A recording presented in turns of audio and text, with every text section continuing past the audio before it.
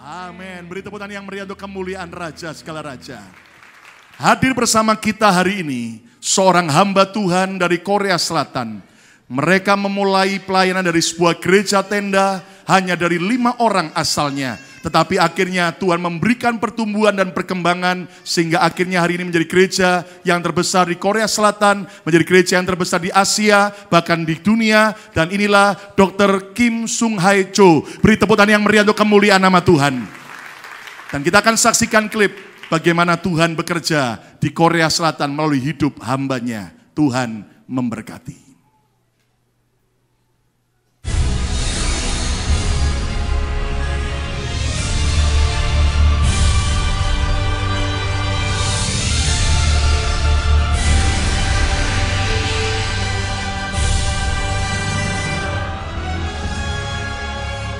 Saat ini Korea Selatan sudah berkembang pesat dari negara sangat miskin.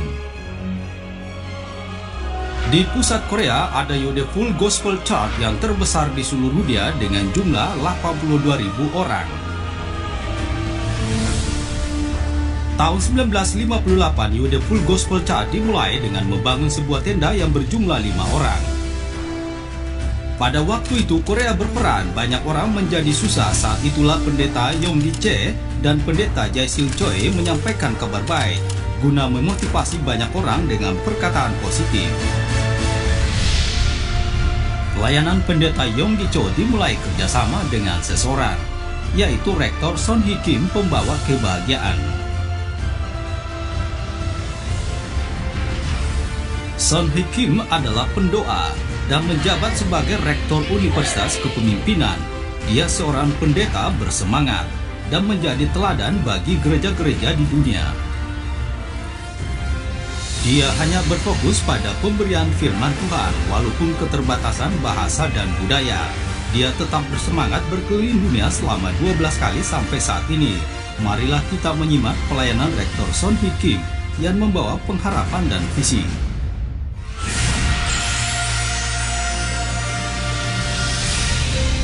Rektor Son Hee Kim memimpin Universitas Hansei yang ada sekarang hingga berkembang di seluruh dunia. Rektor Son Hee Kim berupaya dengan giat mengembangkan universitas terbaik dan mengerahkan muridnya percaya kepada Tuhan dan menjadi pemimpin dunia. Rektor Son Hee Kim pernah berkunjung ke beberapa universitas terbaik di dunia dan bekerja sama sehingga Universitas Hansei menjadi yang terbaik di dunia.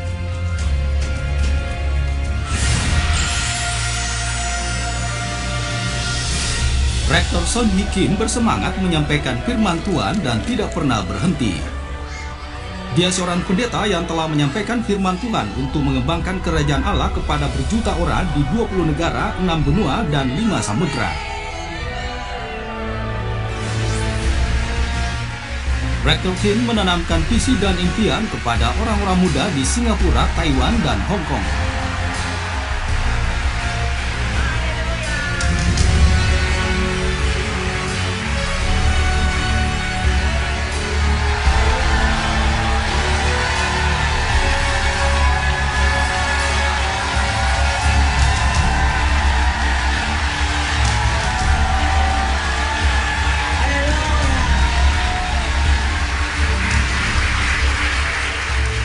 Dia menyampaikan pesan firman Tuhan kepada orang-orang Kristen di dunia sehingga mereka berubah menjadi orang-orang positif dan aktif.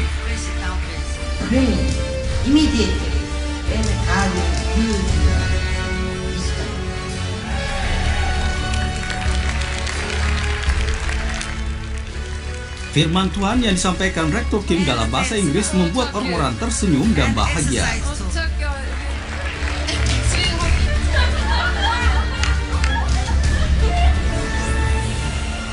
Dalam firman Tuhan yang disampaikan Rektor Kim selalu ada mujizat dan kesembuhan dari Tuhan. Setiap jemaah yang diadakan Rektor Kim, banyak orang datang untuk didoakan supaya sembuh. Pada waktu Rektor Kim menumpang tangan dan berdoa di situ, ada kuasa Tuhan. Pelayanan lain yang dilakukan Rektor Kim melalui siaran radio dan televisi dan media lain telah mengembangkan kerajaan Tuhan di seluruh dunia. Kebahagiaan, sukacita, pengharapan disampaikan Rektor Song Hee Kim. Orang-orang yang mendengar kabar bahagia yang disampaikan Rektor Kim akan mengalami kebahagiaan yang berlipat ganda. Sampai seluruh dunia penuh kabar baik, yaitu gospel. Sehingga orang-orang yang susah dapat menari walau tanpa musik. Rektor Song Hee Kim tidak akan berhenti dan terus-menerus menyampaikan kabar baik ke seluruh dunia.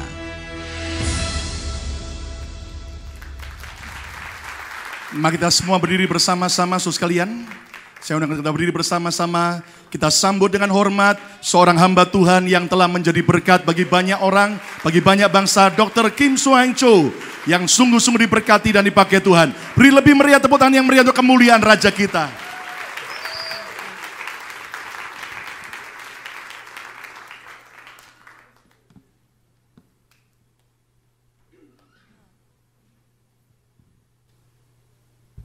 Haleluya.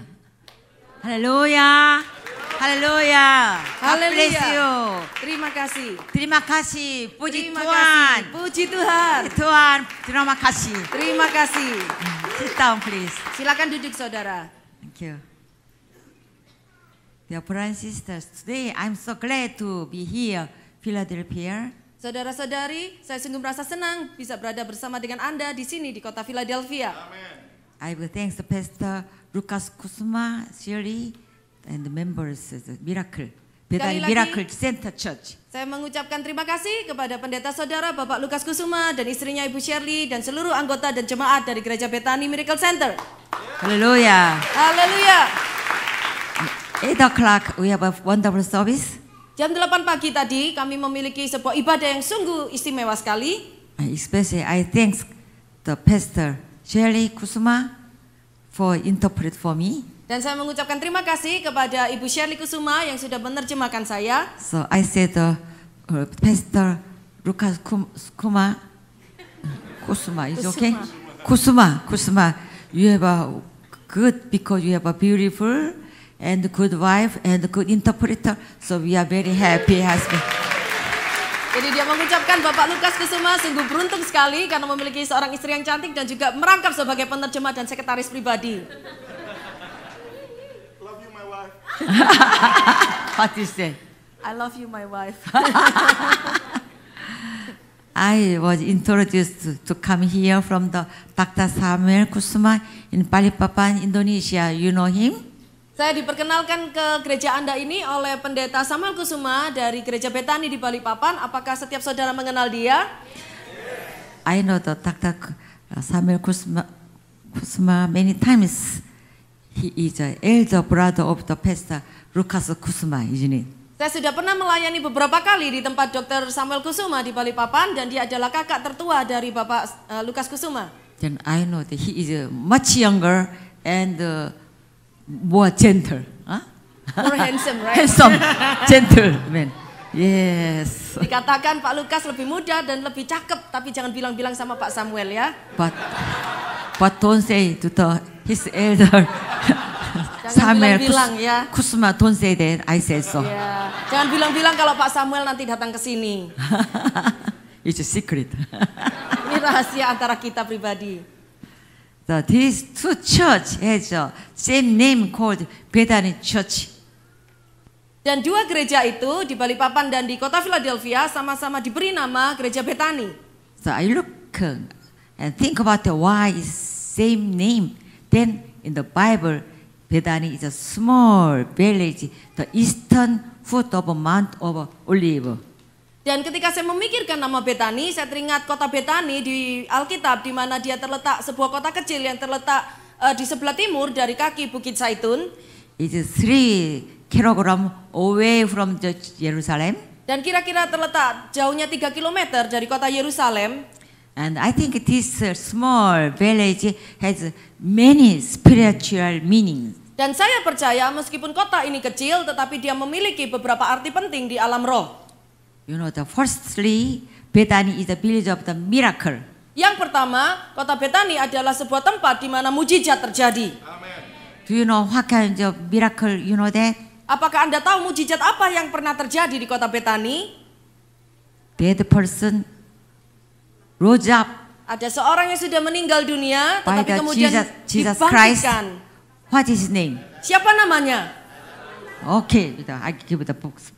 Who is said Lazarus? Siapa yang pertama kali Ya, ngomong you Lazarus? don't, man. Kiki. Loud Please voice, come ini forward. better. Ya, dengan suara kenceng. Please, Come come. on. Oke, maju Ki.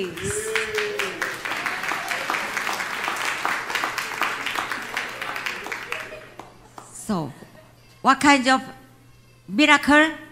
Do you know that? What kind of miracle? Please say it Mujizat. together. Mujizat apa yang pernah dikerjakan di kota Betani? Katakan sekali lagi.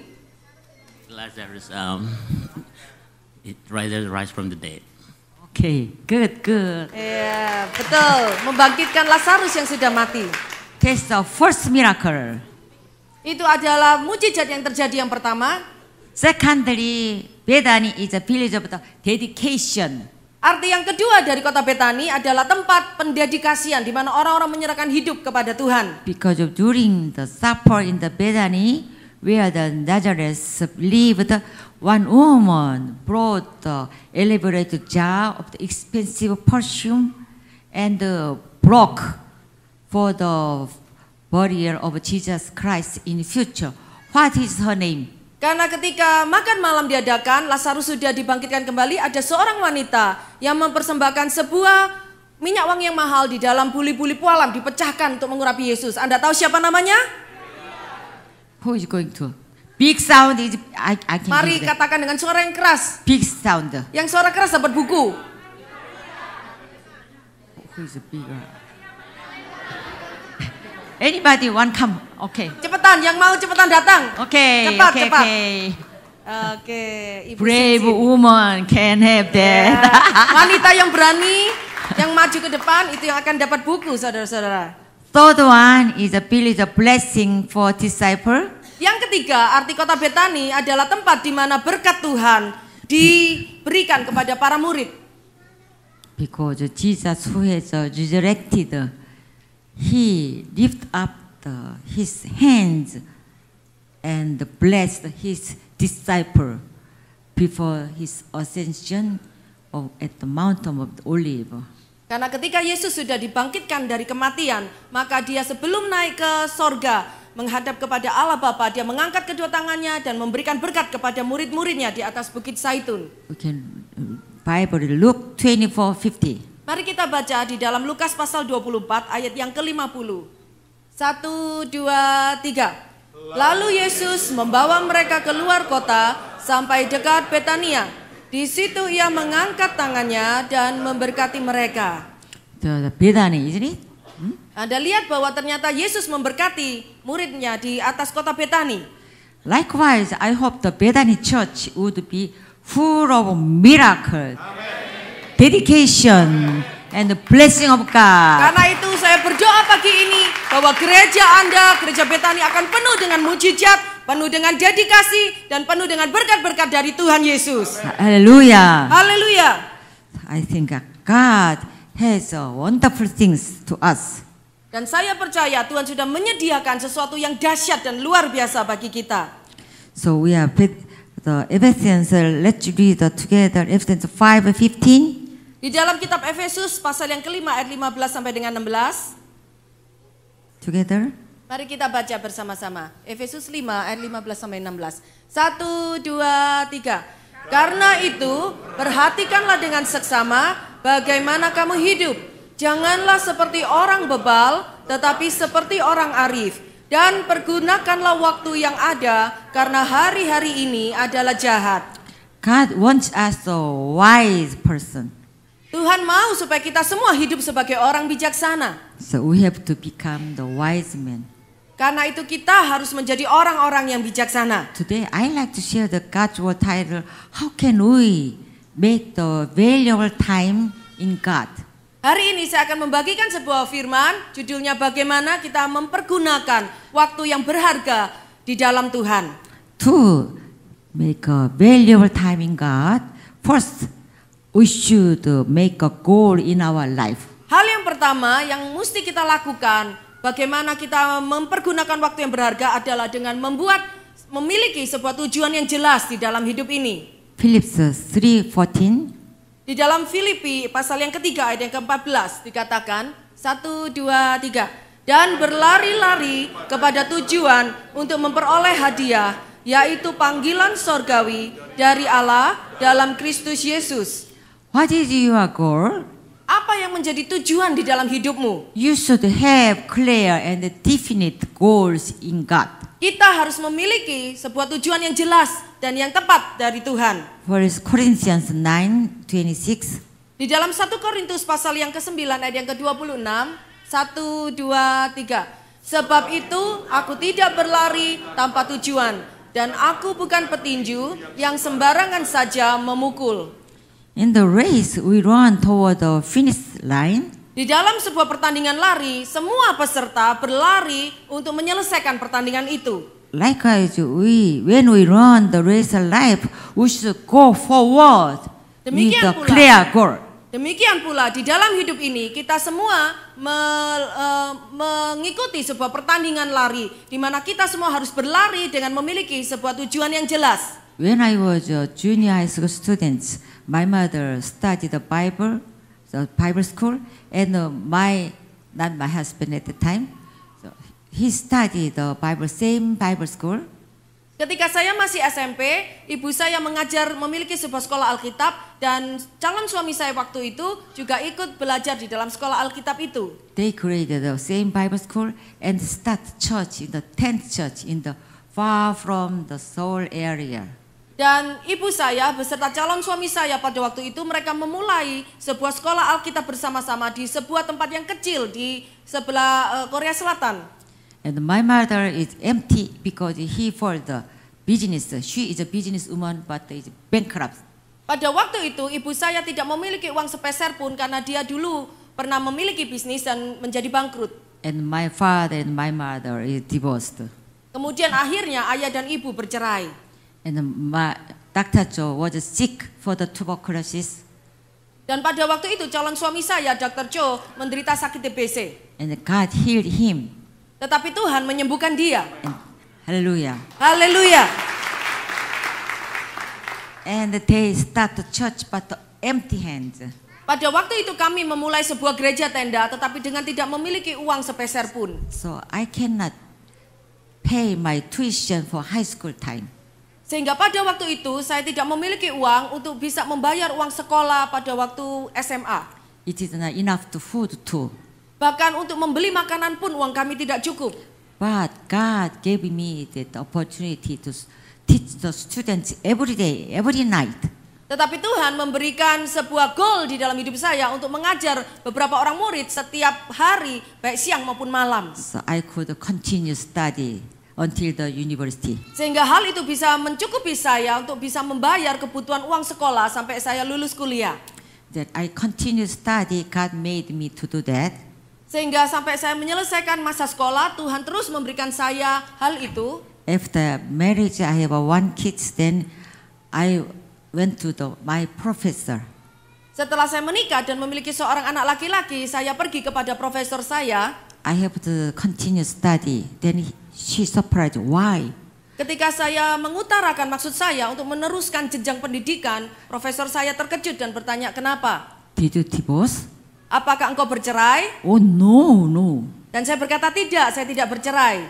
In usually Korea at that time, Pada waktu itu tradisi orang Korea in the 1970 times, pada tahun 1970-an, woman is a solo, not married. They don't find the husband. They study. pada waktu itu orang-orang yang hanya belajar di sekolah adalah wanita yang masih belum menikah. Or divorce woman. Atau wanita yang sudah bercerai dari suaminya. Or widow. Atau seorang janda Then they continue study. yang bisa meneruskan kuliahnya. But I'm not the widow. Tapi pada waktu itu saya bukan I'm seorang not janda. divorced. Saya tidak bercerai. I have a happy family. Saya memiliki keluarga yang bahagia. She doesn't understand. Dan profesor saya tidak bisa mengerti hal itu. So I said, I wanna develop myself. Dan saya mengatakan kepada dia, saya mau Upgrade. terus mengembangkan I wanna study continue potensi hidup the saya music. dengan melanjutkan pendidikan musik saya. Then she said, oh, you are very smart. Kemudian dia berkata, oh kamu pasti seorang murid yang pandai sekali. On the theory, you could find that it's very miracle. Usually, woman is 50 years later, oh, I should do that. I have to do that when I was young. But you are young, you want to study continuous. It's very good. Kalau ada seorang wanita yang melanjutkan jenjang pendidikan kuliah pada usia 30 tahun, itu merupakan sebuah mujizat pada zaman itu. Karena biasanya seorang wanita menunggu sampai usia 50 baru bisa memiliki biaya yang cukup untuk menyelesaikan kuliahnya. So God gave me opportunity to study continuing, and then I became the professor. God gave me that blessing. Jadi Tuhan memberikan anugerah di dalam hidup saya, sehingga saya terus melanjutkan pendidikan saya, sehingga saya mendapatkan gelar profesor di bidang musik. Hallelujah. Haleluya. Master degree and the doctor degree, God gave me this one. Kemudian saya terus melanjutkan mendapatkan master degree dan juga doctor degree. Tuhan yang memberikannya. And then several years ago, one of my students asked me that. Dan beberapa tahun kemudian ada seorang murid yang menanyakan pertanyaan kepada saya. President Kim, you really like to study, don't you? Dr. Kim, pasti engkau seorang murid yang suka sekali untuk belajar, betul? So I thought, I can say that truly, or how can I do? Yes, baby. No. Dan jawaban saya sungguh mengejutkan murid itu. Saya berkata, tidak, saya tidak suka belajar. I really don't like to study. Sesungguhnya saya sangat tidak suka sekali untuk belajar. And the students surprised, wow, you don't like to study? Dan murid saya terkejut, wah Dr. Kim, kamu tidak suka belajar? No, I don't like to study. Tidak, saya tidak suka belajar. When I study, then I'm struggling. Study, stop, study, give up, study. Something like I fighting each other. Karena kalau saya harus belajar, saya ada begitu banyak pergumulan antara belajar, mengurus rumah tangga, mengurus pekerjaan dan sebagainya. I win, then I study. I fall, I lose, then I cannot study. Stop. Kalau dalam pergumulan itu saya menyerah kalah, maka saya tidak bisa belajar. Tapi kalau dalam pergumulan itu saya menang, saya bisa mempunyai waktu untuk belajar. So I don't like to study, then pray, oh God, please give me a strength to study, continue study. I pray like that, God answer prayer, my answer prayer, then I continue to that. Dan karena itu setiap kali saya menghadapi tantangan untuk belajar, saya selalu berdoa, oh Tuhan, beri saya kekuatan untuk belajar, berikan saya waktu yang cukup untuk belajar. Dan setiap saat Tuhan menjawab doa saya, selalu memberikan kekuatan sehingga saya bisa menyelesaikan. Amen. Amen. Haleluya.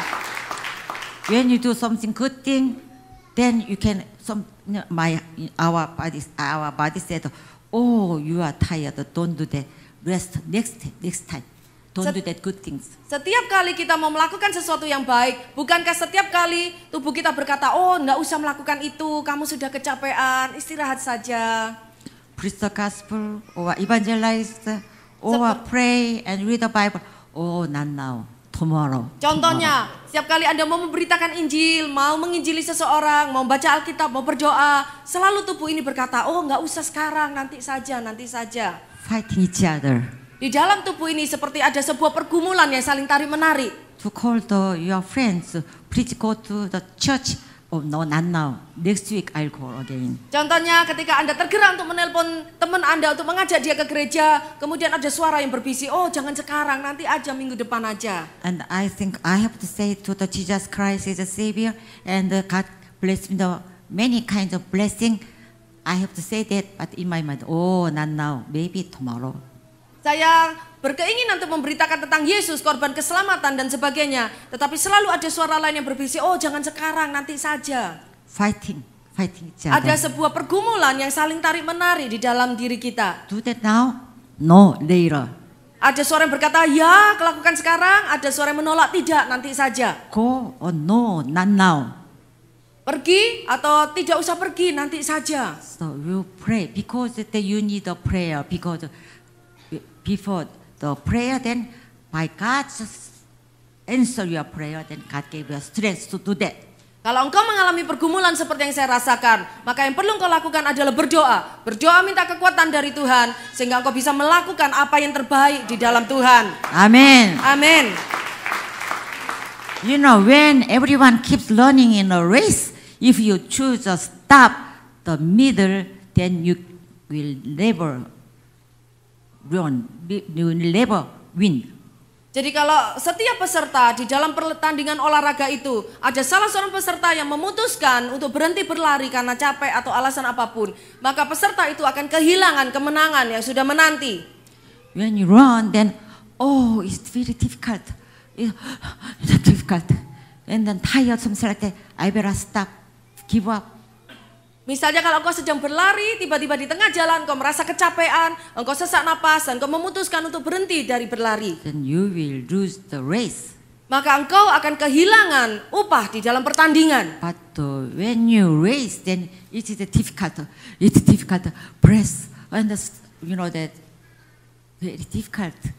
Tired, something like that. But I have to do that. I have to do that, and continue. Then you can have a win and you are never lose.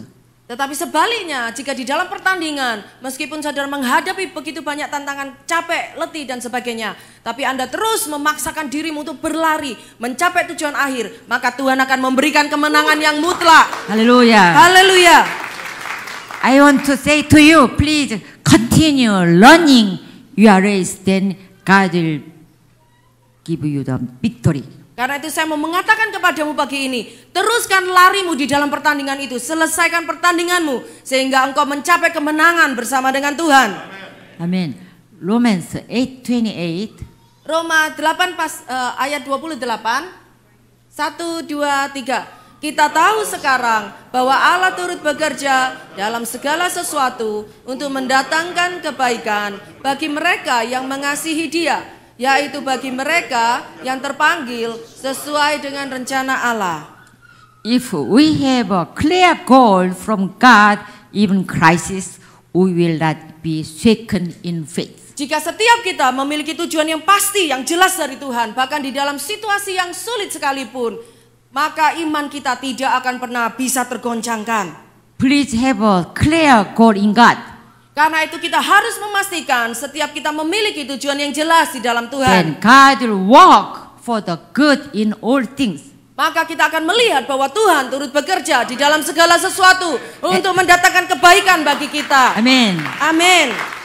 And God lead us into the way of blessing. Sehingga akhirnya Tuhan akan menuntun kita kepada jalannya yang penuh dengan berkat. Brothers and sisters, to make a Saudara-saudara, valuable time in God, untuk menggunakan waktu yang berharga di dalam Tuhan, what is the number one? apa poin yang pertama? We should make a goal in our life. Kita harus memiliki tujuan yang jelas di dalam Tuhan. Repeat. Mari ucapkan bersama-sama, saya harus memiliki tujuan yang jelas dalam hidup ini. Amen. Amin. Second, we should do the best in our life. Poin yang kedua, dikatakan kita harus melakukan yang terbaik di dalam hidup kita. Ecclesiastes 9:10. Let's read together. Pengkhotbah pasal 9 ayat yang ke-10. 1, 2, 3. Segala sesuatu yang dijumpai tanganmu untuk dikerjakan, kerjakanlah itu sekuat tenaga. I like to say about in Korea we have three kinds of precious thing. Saya mau mengatakan sesuatu ini kepada Anda. Di dalam budaya orang Korea ada 3 hal yang sungguh sangat berharga di dalam hidup. Three kinds of gold. Ada Gem. 3 jenis gem. Gem. Gem. Do you know the gem? Ucapkan bersama-sama gem. Gem. You know gem? Gem. Gold is gem. Gem. So you know the Korean words, then you know the gem, then maybe, how do you know that Korean is gem? Jadi kalau Anda ketemu dengan orang Korea, Anda bilang aja gem. Berarti mereka nanti akan terkejut. Oh, gimana kamu tahu soal kata-kata gem itu? This is gem. Ya, this is gem. Not me. This is gold, gem. I am bugem. Huh? What is Master's wife is bugem. imitate gem? Huh? Yeah, the same. Okay. Looks like that, huh? Anyway. So three impressive thing is, do you know that what is that? Is we can call the GSN. Jadi 3 hal yang berharga bagi orang Korea ada GSN. Then G is what is that G? G singkatan dari gold atau emas. It is gold. G yang pertama adalah emas. Second one is salt. S yang kedua adalah garam. Number 3, N is now. Dan N adalah sekarang ini, waktu sekarang. In Korea said 지금. Jadi waktu sekarang itu bahasa Koreanya adalah 지금. Yeah. 지금. 지금. Sekarang. 금. Gem. 소금. 소금. 지금. 지금. three 금. 부금. 금. 불금. 부금 is me. This is 불금. Anyway, 금. Ya. 금. Anyway, gem, oke? 금 and 소금. Sogem itu adalah garam. And 지금 지금. itu adalah waktu sekarang. It's, you know that among these one, which one the most important thing is what is that? Dari 3 hal ini, benda apa yang paling terpenting di dalam hidup ini? 지금. 지금. Now. Sekarang. 지금 is very important. 지금 adalah yang terpenting waktu sekarang ini. What you did best past is not important. Karena apa yang sudah kita kerjakan pada masa lalu itu bukan menjadi yang utama pada saat ini. 10 years ago. Misalnya apa yang kita 10 lakukan years 10 tahun ago. lalu. Many people said, oh, Dr. Kim, I was some kind of good position is 30 years ago. I have a house, many house is 5 hours is 30 years ago, but not now, no house. There's no. Ada seorang yang berkata, Dr. Kim, dulu 30 tahun yang lalu saya punya sebuah rumah yang indah, yang bagus, tapi sekarang sudah tidak punya rumah lagi. 지금. 지금, sekarang, bilang 지금. Is important. 지금 is important. 지금 itu adalah yang terpenting waktu sekarang. Whether you are doing your best, 지금 is important. Jadi apa yang kau lakukan dengan waktumu saat ini, 지금 itu adalah yang terpenting. 지금 is important 지금. for you. Adalah waktu yang sangat penting bagi kita You semua. try your best 지금. Apakah kau sudah melakukan yang terpenting di dalam waktumu yang saat ini? Yes. Ya. First Peter 5:6. Di dalam 1 Petrus pasal yang kelima ayat yang ke-6 dikatakan 1, 2, 3. Karena itu rendahkanlah dirimu di bawah tangan Tuhan yang kuat supaya kamu ditinggikannya pada waktunya.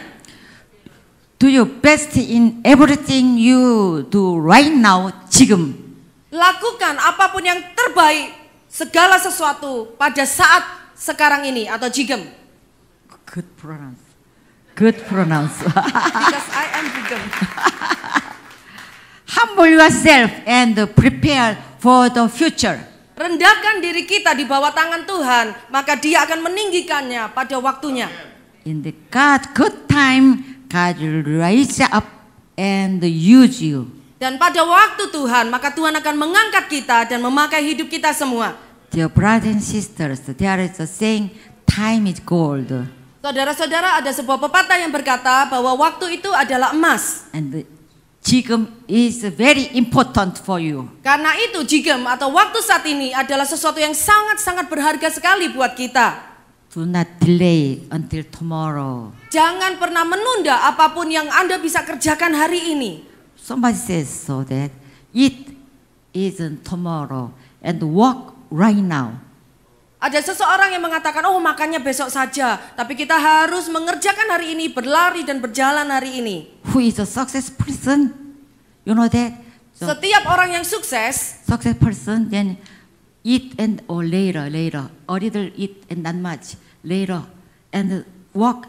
Yes, now I do. But the lazy people, oh yeah, I eat and continue eat. bedanya orang sukses dengan orang gagal. Orang sukses kalau ditawarin makan, nanti aja saya mau menyelesaikan pekerjaan dulu. Tapi kalau orang yang tidak sukses, itu makan, kerjanya besok. Walk maybe 1 hour later. I'm so tired for eating. Kalau disuruh kerja nanti aja 1 jam lagi, saya capek nih habis makan. I'm going to sleep, so maybe tomorrow.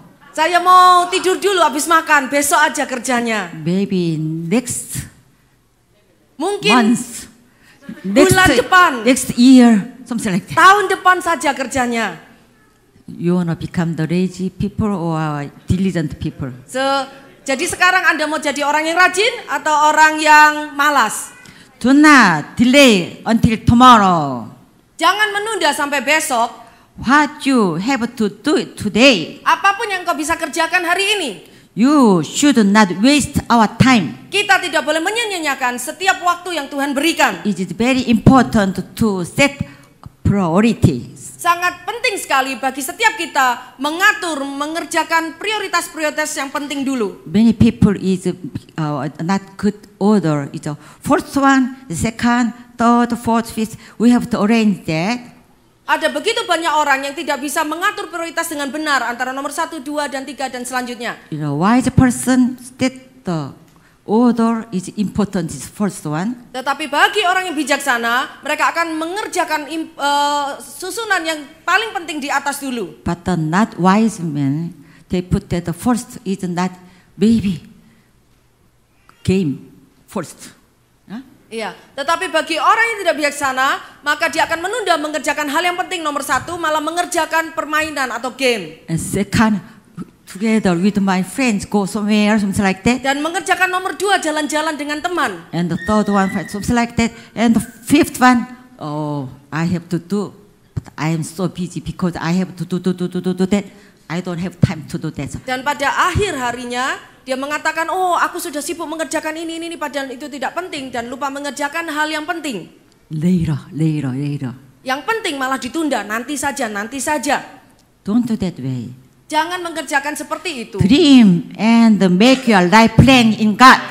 Bermimpilah dan buatlah perencanaan dalam hidupmu di dalam Tuhan. And use your time efficiently. Dan pergunakan waktumu secara seefisien mungkin.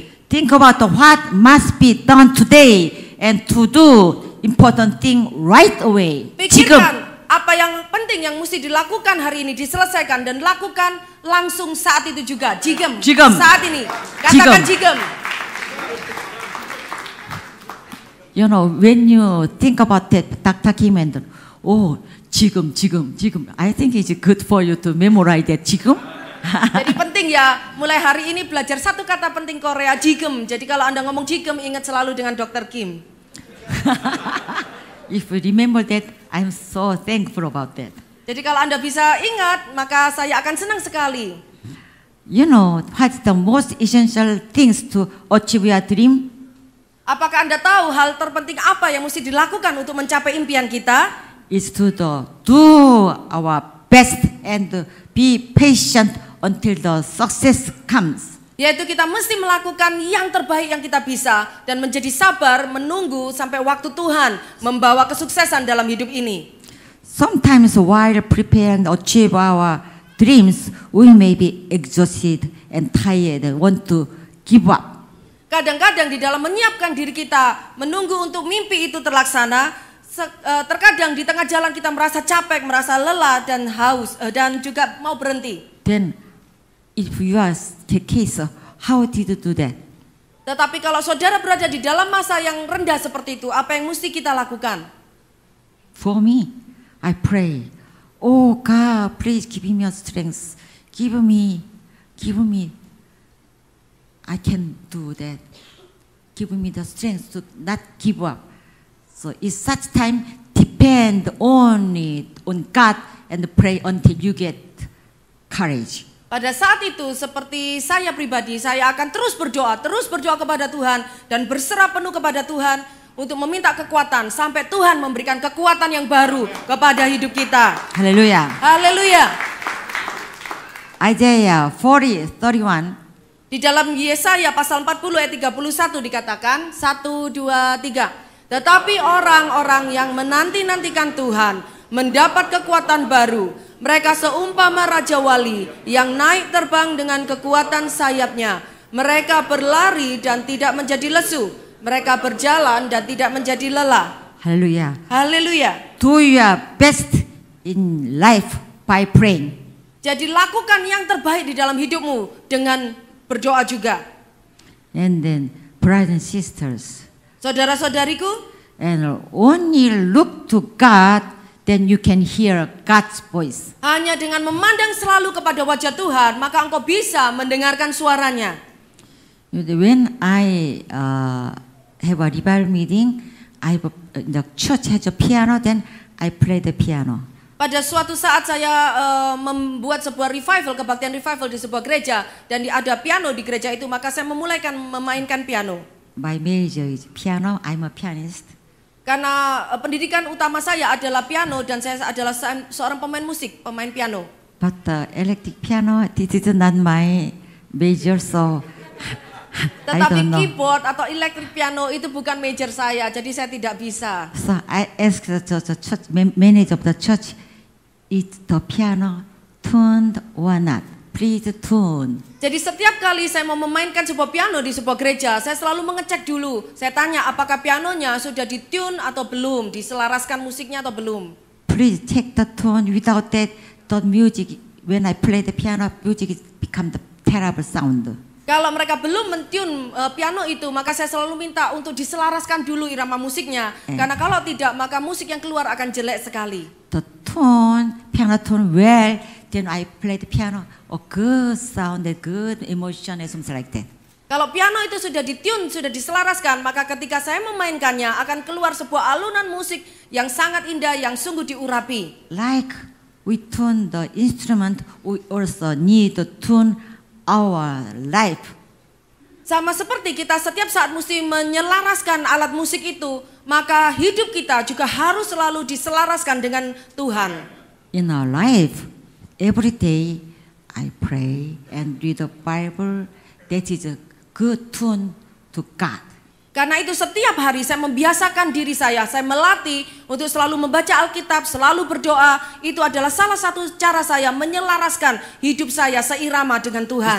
tune my thought to God's thought. It's very important. Saya selalu melatih, menyelaraskan pikiran saya untuk sesuai dengan pikiran Tuhan. Itu sangat penting sekali.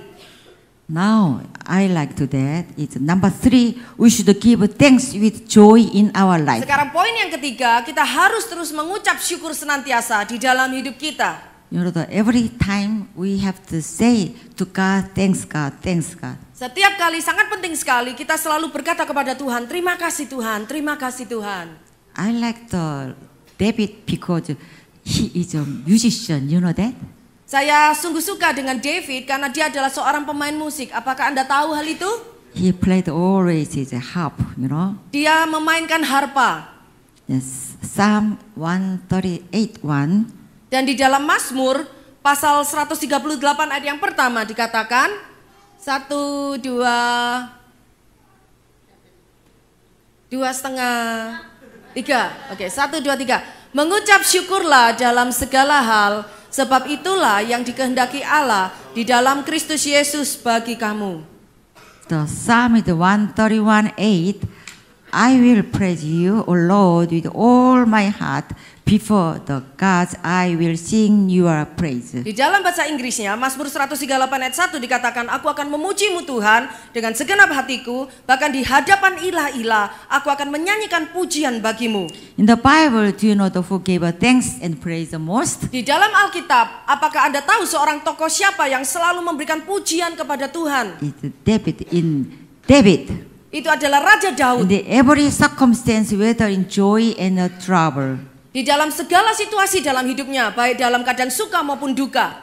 David is a very difficult time Bahkan di dalam waktu-waktu yang sangat sulit di dalam hidup Daud. because Saul is a wife's father. Saul, you know that he tried to kill him many times. Karena Raja Saul, mertua Daud, berusaha berulang-ulang kali di dalam berbagai kesempatan berusaha membunuh Daud. But David always thinks Tetapi Daud selalu mengucap syukur kepada Tuhan. that he enjoyed play the harp and praise God. Dia selalu menikmati memainkan harpanya dan memuji Tuhan.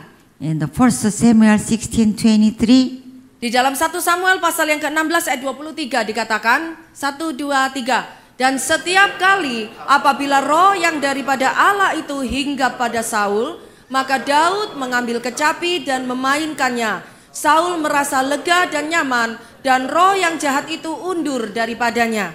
You know, you sing song, the praise God is very important. Engkau tahu ketika engkau mulai menyanyikan kata-kata bait di dalam kitab Mazmur itu, maka itu akan menjadi sesuatu yang penting di dalam hidupmu.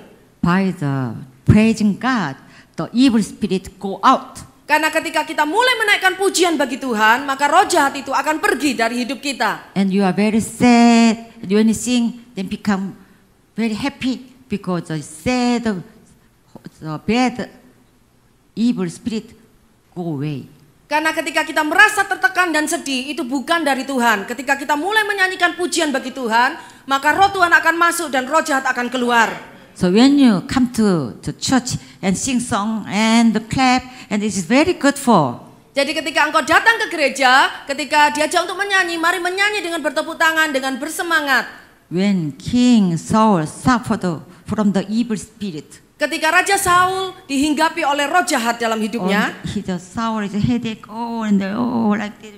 Mungkin Raja Saul mulai merasa sakit place. kepala, sakit di anggota badannya dan sebagainya. Saul suffered many things.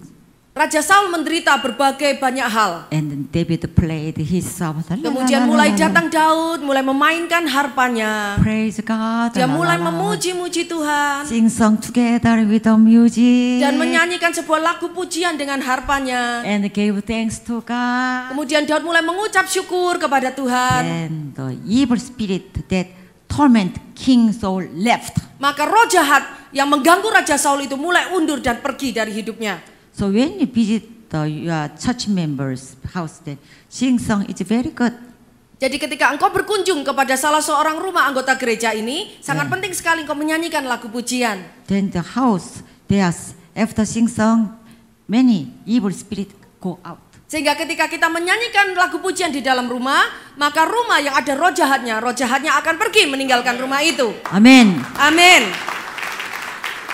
Likewise, when we joyfully praise with thanksgiving, the devil will leave.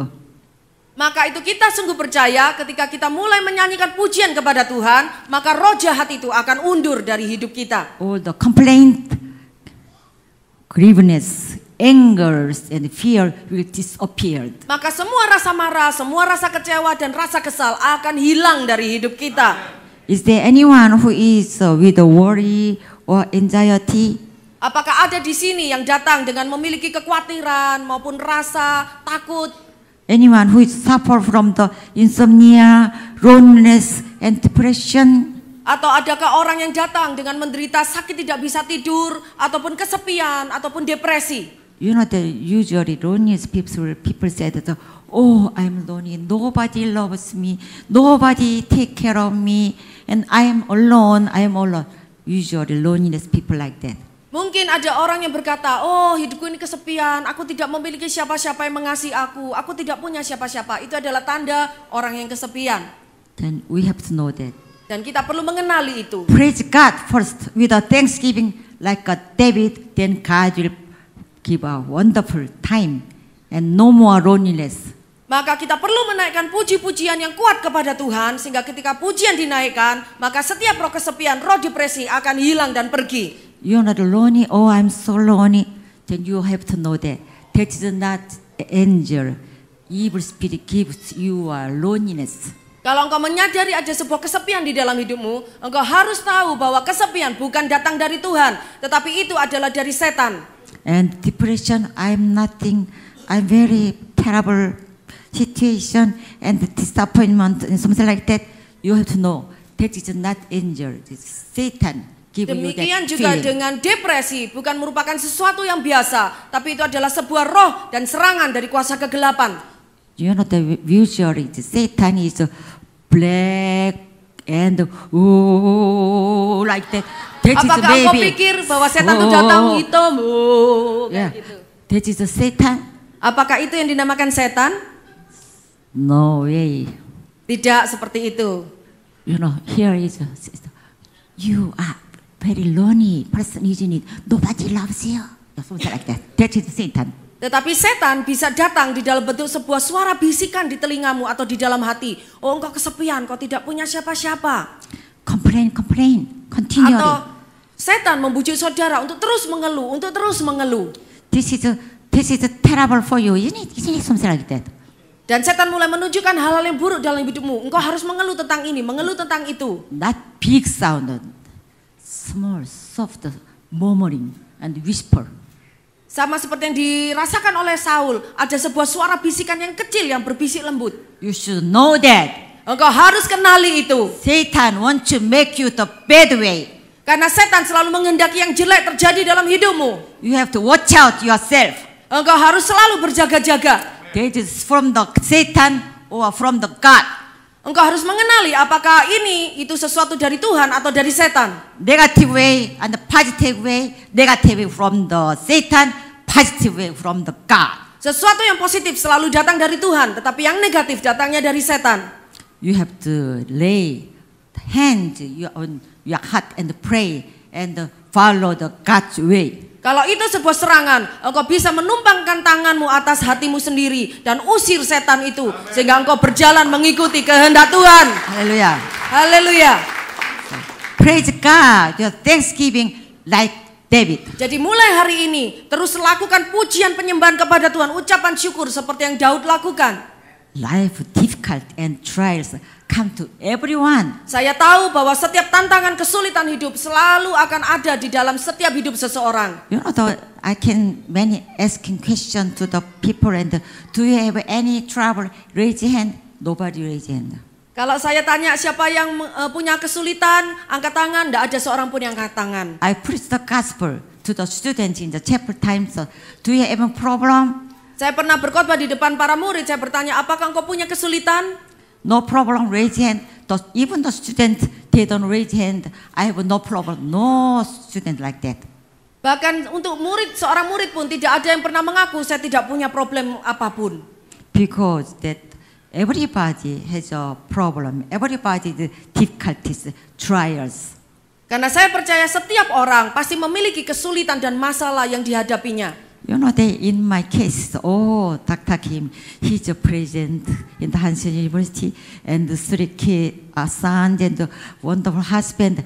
Maybe he has no trouble. Mungkin engkau berpikir, wah kalau Dr. Kim pasti nggak punya persoalan, pasti bebas, free dari persoalan, karena dia orang kaya, presiden dari Hansen University, punya suami yang kaya. One of the women, is the deaconess, came to my house, and he says, Joe, you are happy, you have no problem. Ada seorang wanita pernah datang ke rumah saya dan dia berkata, oh Mrs. Choi, kamu pasti nggak punya masalah sama sekali, kamu seorang yang bahagia. You really live in the heaven, isn't it? Apakah engkau hidup di sorga, betul? Heaven. Sorga. How can I say that? Bagaimana saya bisa mengatakannya? I cannot say, no, I have this problem. Can I say, oh yes, by God's blessing, I live in the heaven.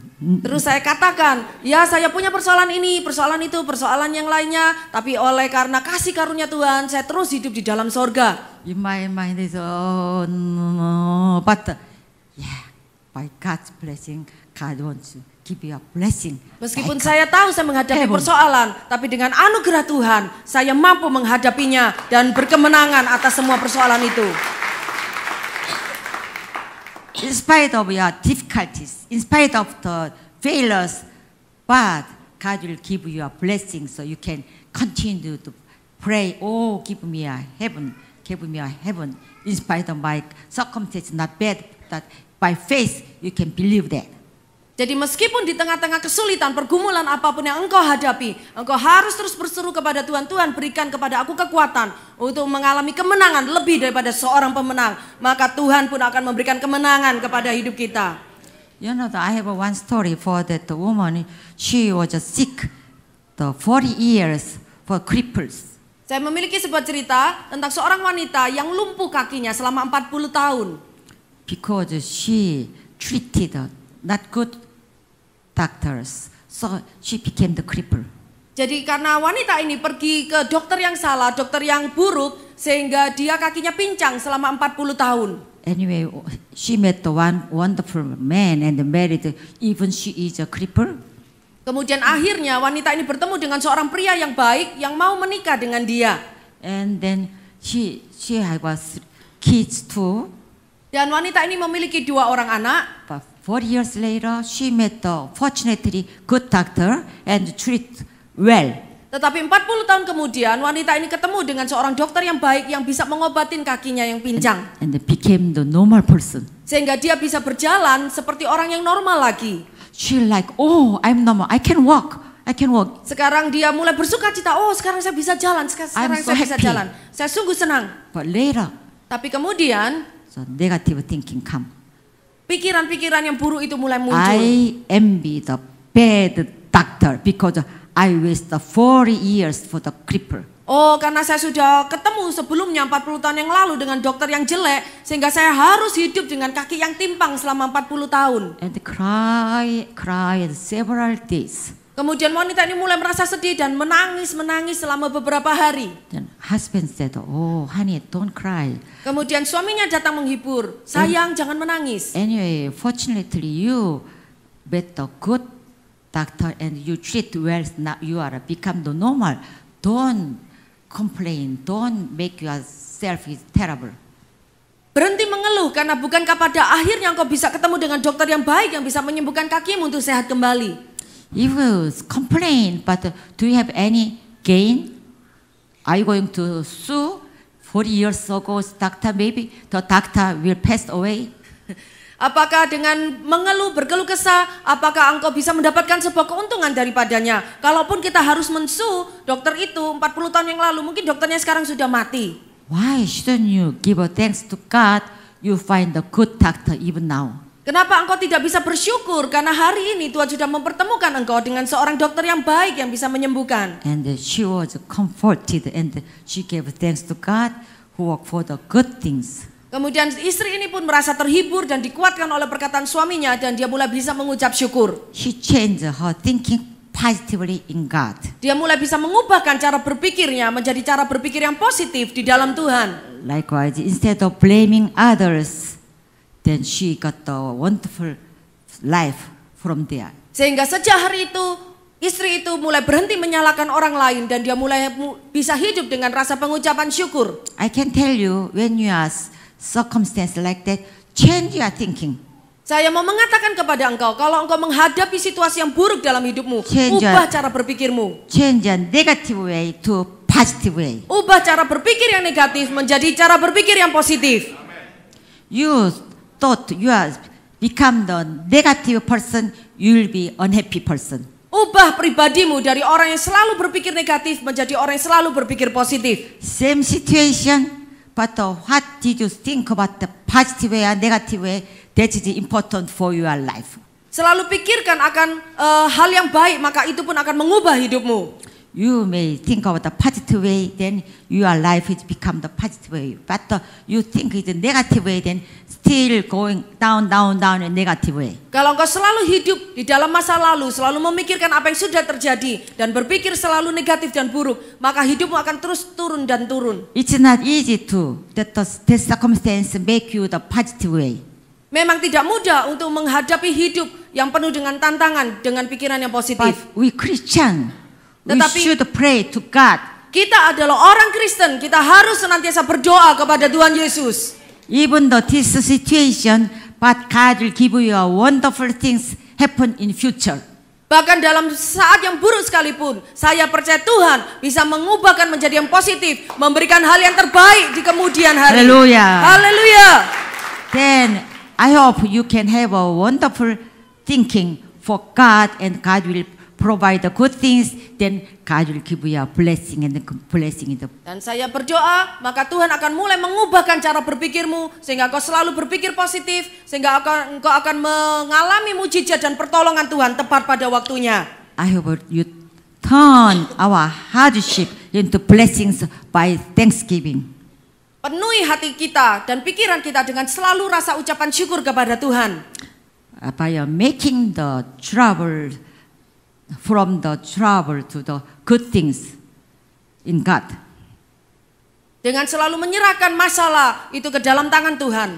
Live better than today than yesterday, better today, tomorrow than today. Kita harus punya prinsip bahwa hari ini adalah lebih baik daripada hari kemarin. Tetapi hari besok adalah lebih baik daripada hari ini. Hallelujah. Haleluya. Have a victory in Jesus' name. Mari kita miliki kemenangan di dalam nama Yesus. So I'm going to pray for you. Saya akan berdoa bersama dengan At this Anda. time, I'd like to pray with you. Pray with yourself, your family, your church, Saya akan berdoa untuk dirimu, untuk keluargamu, your society, or Untuk- your job. gerejamu, untuk pekerjaanmu, bahkan untuk kota ini. Your problems will be solved by Saya percaya your prayers. bahwa setiap masalah kita akan diselesaikan jika kita Through berdoa. your prayer, your circumstances will be changed for a life full of hope. Melalui kehidupan doa, maka situasi kita akan diubahkan menjadi hari yang penuh dengan pengharapan. Hallelujah. Haleluya. Dear brothers and sisters, Saudara-saudara, close your eyes and raise your hands. mari kita tutup Focus mata. the Holy Saya undang Spirit untuk bangkit not berdiri on semua. this world. Tutup mata, angkat tanganmu. And we can sing together, oh hallelujah. Dan kita nyanyikan bersama-sama lagu Haleluya.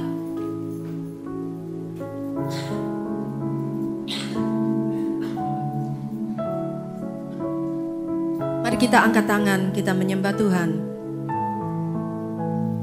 Oh hallelujah.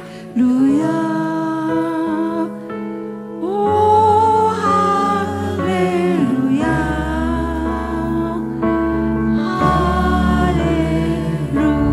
Hallelujah.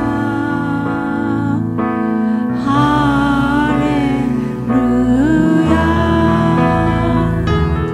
Oh hallelujah.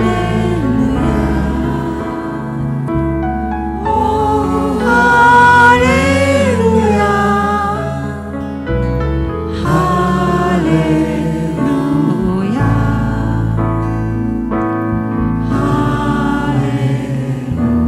Hallelujah. This time I want to specially invite you.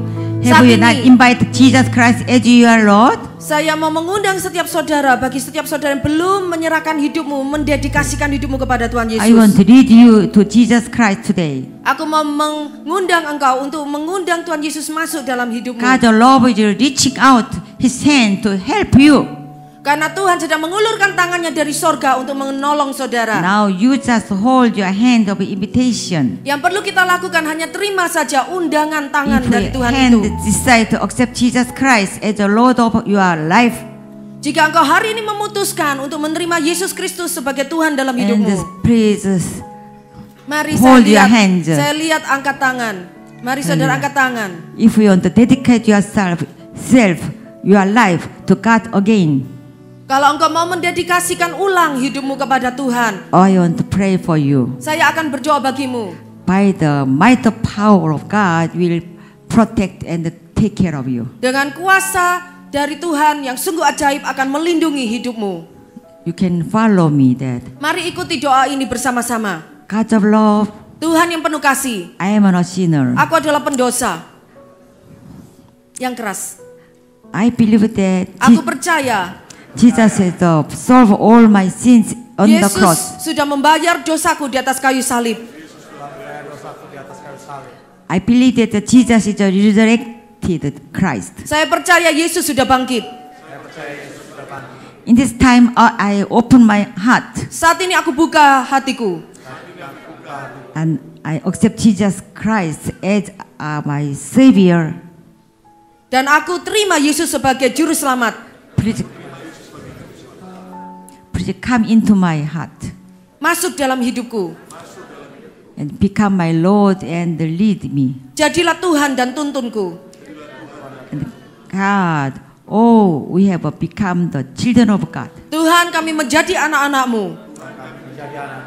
God is my Father. Thank you. Engkau adalah Bapa kami. Terima kasih. Help live with a blessing as a child of life. Tolong kami hidup dengan berkat. In praise Jesus, I pray. Amen. Di dalam nama Yesus kami berdoa. Amin. Amen.